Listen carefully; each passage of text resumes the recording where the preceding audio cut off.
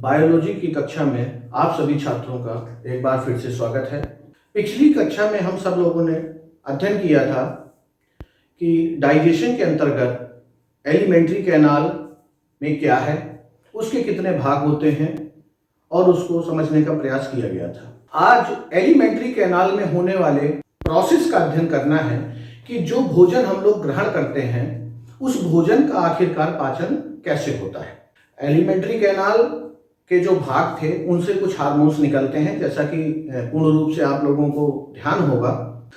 उन चीज़ों को बहुत स्मृति के साथ अपने मस्तिष्क में रखिए, क्योंकि आज का टॉपिक बहुत इम्पॉर्टेंट है और बहुत बहुत ज़्यादा इम्पॉर्टेंट है।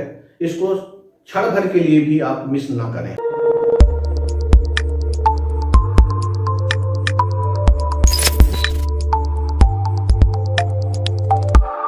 आइए अध्ययन करते हैं कि भोजन का पाचन शरीर में कैसे होता है। छात्रों, जब हम आहार ग्रहण करते हैं उसके बाद मुख में आपको बताया गया था कि लार पाई जाती है। लार मुख में जब भोजन आपने डाला उसके साथ मिक्स हुई और वह मिक्स होने पर बोलस का निर्माण करती है। उसके पहले हमें सबसे पहले ये जानना चाहिए कि भोजन प्रक्रिया के अंतर्गत, भोजन के पाचन के अंतर्गत आखिर पाचन प्रक्रिया होती क्या है। यह एक भौतिक, यांत्रिकी और रासायनिक प्रक्रिया है। ध्यान दें सब लोग, यह एक भौतिक, रासायनिक और यांत्रिकी प्रक्रिया है। यानी भोजन का जब पाचन होता है तो ये तीनों प्रकार की प्रक्रियाएं उसमें आती हैं। जब हम भोजन को अपने मुख में रखते हैं उसके बाद उसमें लार आता है। लार जब भोजन में अच्छी तरह मिल जाता है उस भोजन की अवस्था को हम क्या कहते हैं, बोलस। यानी जब भोजन में लार मिक्स हो गई, लार मिल गई, वह बोलस का निर्माण करती है। अब लार के अवयव आपको बताए गए थे कि लार में टाइलिन होता है और लाइसोजाइम नाम का एंजाइम होता है। लार में विद्युत अपघट्य भी पाए जाते हैं। विद्युत अपघट्य में sodium ion, potassium ion, chloride ion और बाइकार्बोनेट आयन, यह लार में पहले से मौजूद होते हैं। टाइलिन का काम है भोजन को चिकना बनाना और अपनी प्रक्रिया करना। साथ ही लाइसोजाइम का कार्य है जो भी भोजन के अंतर्गत पार्टिकल पहुंचे हैं जो शरीर के लिए लाभप्रद नहीं है उन सबका भक्षण कर लेना। ठीक है, इतना क्लियर हो गया। आप ध्यान दें, जब लार भोजन से अच्छी तरह मिक्स हो जाती है, इसमें मुख के अंदर दो प्रक्रियाएं होती हैं। एक होती है चर्वण यानी चबाना और दूसरी होती है निगलना यानी गले के नीचे ओसोफेगस में आना। यह किस प्रक्रिया के अंतर्गत आते हैं? यह क्रमाकुंचन प्रक्रिया यानी पेरिस्टाइलिसिस के अंतर्गत आते हैं। अब आप ये समझेंगे कि क्रमाकुंचन यानी पेरिस्टाइलिसिस क्या होता है। दरअसल भोजन जब हम ग्रहण करते हैं तो मुख ग्रासन गुहिका से सीधे आहार नाल में पहुंचता तो है, लेकिन डायरेक्ट वह नीचे नहीं उतर जाता है। वह धीरे धीरे धीरे धीरे एक एक स्टेप नीचे उतरता है। जैसे आप लोगों ने कभी किसी सर्प को, किसी जीवधारी को खाते देखा होगा, तो वह धीरे धीरे उसको ग्रहण करता है। जहां ग्रहण करेगा वह स्थान फूला हुआ होगा और जैसे ही आहार आगे पीछे की तरफ, नीचे की तरफ बढ़ता चला जाता है, वैसे वैसे ऊपर का जो आहार नाल होती है वह सिकुड़ती जाती है। यानी एक एक स्टेप करके भोजन नीचे नीचे पहुंचकर आमाशय में पहुंचता है। मुख गुहा में कार्बोहाइड्रेट का पाचन प्रारंभ हो जाता है। ध्यान दीजिएगा, जैसे ही हम मुख में भोजन को रखते हैं तो भोजन के प्रमुख तीन अवयव होते हैं, प्रोटीन, कार्बोहाइड्रेट और वसा, जिसमें से कार्बोहाइड्रेट का पाचन प्रारंभ हो जाता है। कैसे? यदि कार्बोहाइड्रेट के अंतर्गत स्टार्च होता है, क्या होता है छात्रों? स्टार्च। स्टार्च क्या बनाता है? माल्टोज। स्टार्च क्या बनाता है? माल्टोज। इसमें किसकी उपस्थिति में? इसको बोलते हैं लार एमाइलेज। लार एमाइलेज की उपस्थिति में स्टार्च माल्टोज में परिवर्तित हो जाता है। कहां? मुख गुहा में लार के मिलने के बाद, यानी इसका पीएच कितना होता है 6.8। ये तो आपको पता है, ये पिछली कक्षा में अच्छे से अध्ययन किया गया था कि लार का जो पीएच है वो 6.8 होता है। लेकिन ध्यान देने वाली बात यह है कि जब स्टार्च मुख गुहा में स्टार्च यानी मंड, इसको मंड भी कहते हैं, स्टार्च जब माल्टोज में बदलता है तो पूर्ण रूप से परिवर्तित नहीं होता। जो भोजन हमने ग्रहण किया है उसका लगभग 30% ही मुख गुहा में स्टार्च माल्टोज में परिवर्तित हो जाता है। अब बोलस जो है आमाशय में पहुंचता है। आमाशय में जठर ग्रंथियां पाई जाती हैं। जठर ग्रंथियों के निम्नलिखित 3 कोशिकाएं जो हैं इसके पार्ट होते हैं। पहला श्लेष्मा ग्रीवा कोशिका, दूसरा भाग है जठर ग्रंथियों का पेप्टिक या मुख्य कोशिकाएं यानी मेन सेल यही है, और तीसरा भाग है भित्ति या ऑक्जेंटिक कोशिकाएं। ठीक है, अब ध्यान दें, श्लेष्मा ग्रीवा कोशिकाएं जो हैं सेल्स, ये वाली सेल्स जो हैं ये म्यूकस का स्राव करती हैं पेट के अंदर, आमाशय के अंदर। पेप्टिक या मुख्य जो कोशिकाएं हैं वो पेप्सिनोजन का स्राव करती हैं। और ध्यान दें, ये जो पेप्सिनोजन होता है यह एक प्रोएंजाइम है। ये बहुत इंपॉर्टेंट प्रश्न है, इसको समझें। प्रोएंजाइम का क्या मतलब है? दरअसल ये डीएक्टिवेटेड अवस्था में है, अभी यह उपयोग में नहीं है। आगे बताऊंगा कि ये उपयोग में कब आएगा। तीसरी जो कोशिका है भित्ति या ऑक्जेंटिक कोशिकाएं, ये HCl का और नेस कारक का श्रावण करती हैं। ध्यान दें, जब HCl और पेप्सिनोजन आपस में संपर्क में आते हैं तब पेप्सिन नाम के एंजाइम का श्रावण यानी एक्टिवेशन हो जाता है। ठीक है, और नेस कारक जो है, ये ध्यान थोड़ा सा, नेस कारक ये विटामिन B12 का अवशोषण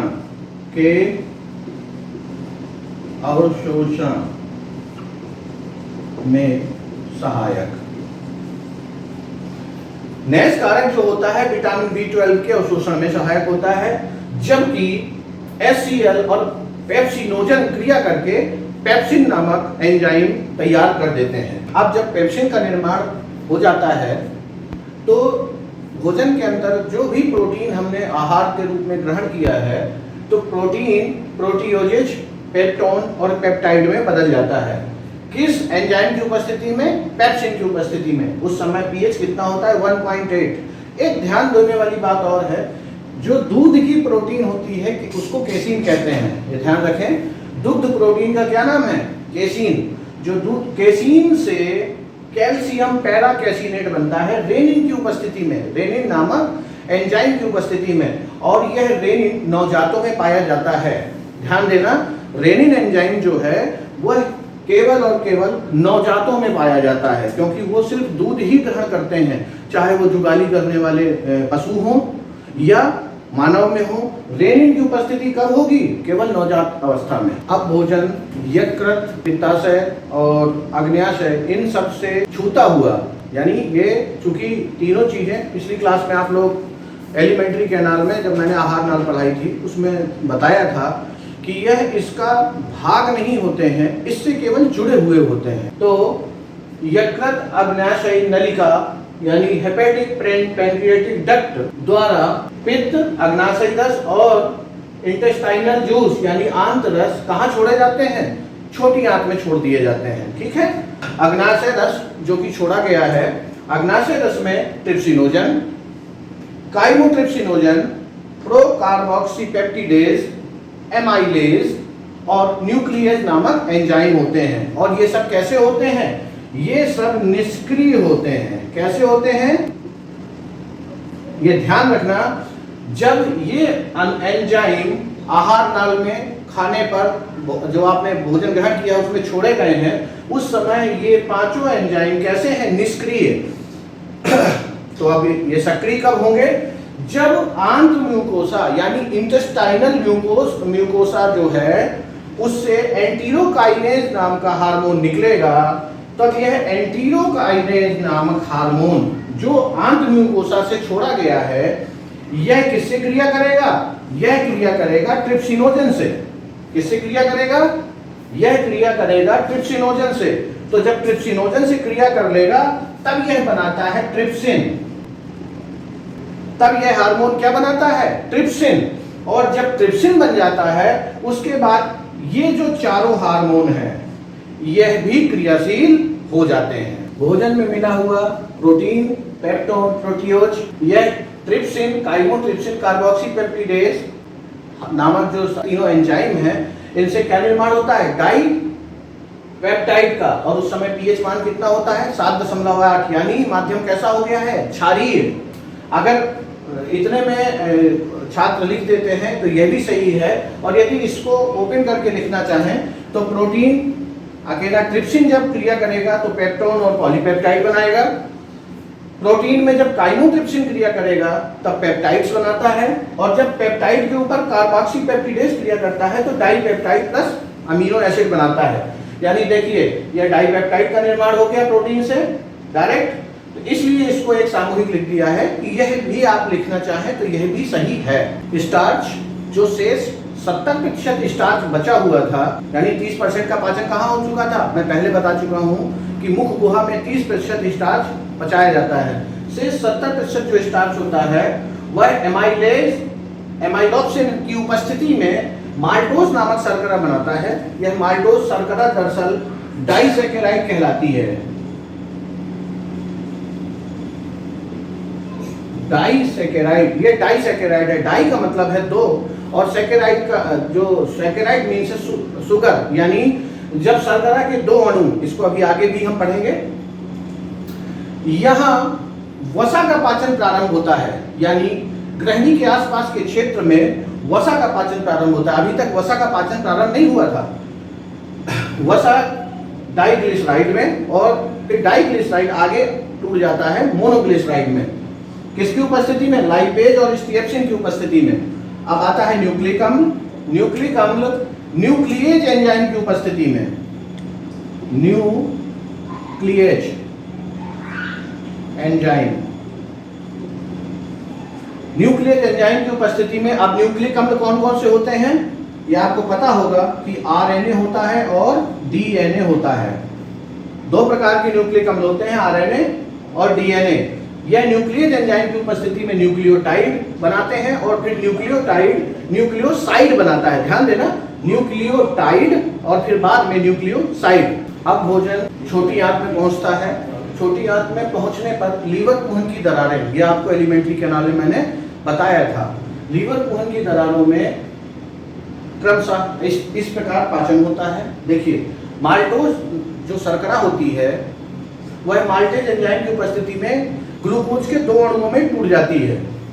लैक्टोज यानी जो शर्करा होती है वो लैक्टेज नामक एंजाइम की उपस्थिति में ग्लूकोज और गैलेक्टोज नाम के अणुओं में टूट जाती है। अब आता है सुक्रोज। सुक्रोज नामक शर्करा सुक्रेज एंजाइम की उपस्थिति में ग्लूकोज और फ्रक्टोज नाम की शर्करा में टूट जाती है। हमें ध्यान देना होगा कि ये जो फ्रक्टोज शुगर होती है इसको फल की शर्करा भी कहते हैं। शुगर ऑफ फ्रूट, फलों में फ्रक्टोज नामक शर्करा पाई जाती है। डाइपेप्टाइड जो अभी बना हुआ था, डाइपेप्टाइड डाइपेप्टिडेज नामक एंजाइम की उपस्थिति में एमिनो अम्ल का निर्माण करती है। डाई और मोनोग्लिसराइड जो तैयार होते हैं वह लाइपेज नामक एंजाइम की उपस्थिति में वसी अम्ल का निर्माण करते हैं और साथ ही ग्लिसरॉल का निर्माण करते हैं। न्यूक्लियोटाइड, अभी इसके पहले बताया था मैंने, न्यूक्लियोटाइड बनता है।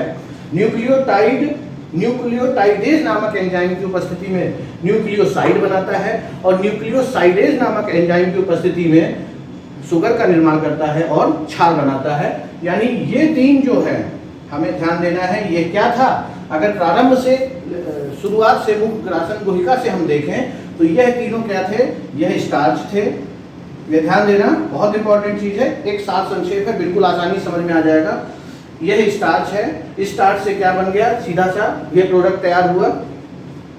यानी स्टार्च क्या था? कार्बोहाइड्रेट। कार्बोहाइड्रेट, ठीक है। डाइपेप्टाइड क्या था? प्रोटीन। ये क्या था आपका? प्रोटीन। यानी प्रोटीन के निर्माण, प्रोटीन से क्या बन गया? एमिनो अम्ल। यह आपका वसा है। वसा, वसा से क्या बनता है? वसीय अम्ल और ग्लिसरॉल। और यह आपका है आरएनए और डीएनए, यानी न्यूक्लिक एसिड। न्यूक्लिक एसिड जो भी भोजन में होगा उससे क्या बनेगा? अंत में शर्करा और क्षार। यह चीजें बिल्कुल सार संक्षेप है, इसको आसानी से समझा जा सकता है। इस प्रकार ये सारे उत्पाद बन जाते हैं जिनका अवशोषण छोटी आंत में होता है। अवशोषण के बाद स्वांगीकरण की प्रक्रिया होती है। मैं आपको अवशोषण और स्वांगीकरण दोनों के बारे में पिछली कक्षा में बता चुका हूं। एक बार फिर से रिपीट करता हूं। इन सब पदार्थ, जो भी पदार्थ तैयार हुए हैं, इन सब पदार्थों का छोटी आंत में जो विलाई पाए जाते हैं यानी रसांकुर पाए जाते हैं, उनके माध्यम से अवशोषण हो जाता है। और जब अवशोषित पदार्थ जिस कोशिका में जहां आवश्यकता होती है वहां भेज दिए जाते हैं, यह प्रक्रिया स्वांगीकरण कहलाती है। इसके बाद जो भी बचा हुआ पदार्थ होता है वह बड़ी आंत में जाता है। बड़ी आंत में जाने के बाद उसमें जल का अवशोषण हो जाता है और लगभग सारी जो दवाएं हैं, दवाओं का भी अवशोषण का जो अंश बच जाता है वह भी बड़ी आंत में होता है। यानी और एक बात हम ये भी कह सकते हैं कि औषधियों का जो अवशोषण होता है वह बड़ी आंत में होता है। उसके बाद जो भी अपशिष्ट बचता है मल द्वारा शरीर से बाहर निकाल दिया जाता है। अब आते हैं पाचन तंत्र के विकार पर। यानी विकार का मतलब है कि हमारे पाचन तंत्र में जो पाचन तंत्र से जो भी बीमारियां हैं उत्पन्न होती हैं वह सब विकार की श्रेणी में आती हैं। आइए समझते हैं। पहला है पीलिया। इसका सीधा प्रभाव यकृत पर होता है। इसमें पीले जो वर्णक होते हैं शरीर में, उनसे नाखून, त्वचा और आंखों की पुतलियां ये पीली पड़ जाती हैं। दूसरा आता है वमन। इसको वोमिटिंग भी कहते हैं। जब क्रमाकुंचन गति होती है, जब यह उल्टी हो जाती है यानी रिवर्स प्रोसेस में चली जाती है, तब उल्टी आती है। और इसका जो केंद्र होता है वो होता है मेडुला ऑब्लोंगेटा।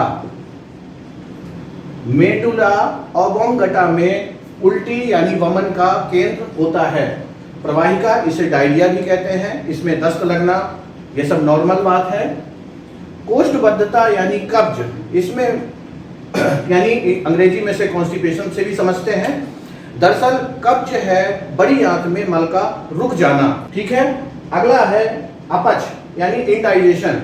अपच का आशय है कि कोई चीज खाने पर न पचना। इसमें दरअसल जब जो स्रावित एंजाइम्स हैं, एलिमेंट्री कैनाल में जो एंजाइम्स स्रावित होते हैं, उन एंजाइम्स में जब कमी आ जाती है तब अपच की शिकायत बढ़ जाती है। कभी कभी फूड पॉइजनिंग से भी अपच हो जाता है। इस तरह आज पाचन तंत्र के विकार भी पूरे होते हैं। अब हम अगली कक्षा में नए टॉपिक विटामिन्स के साथ आपसे मिलेंगे। धन्यवाद।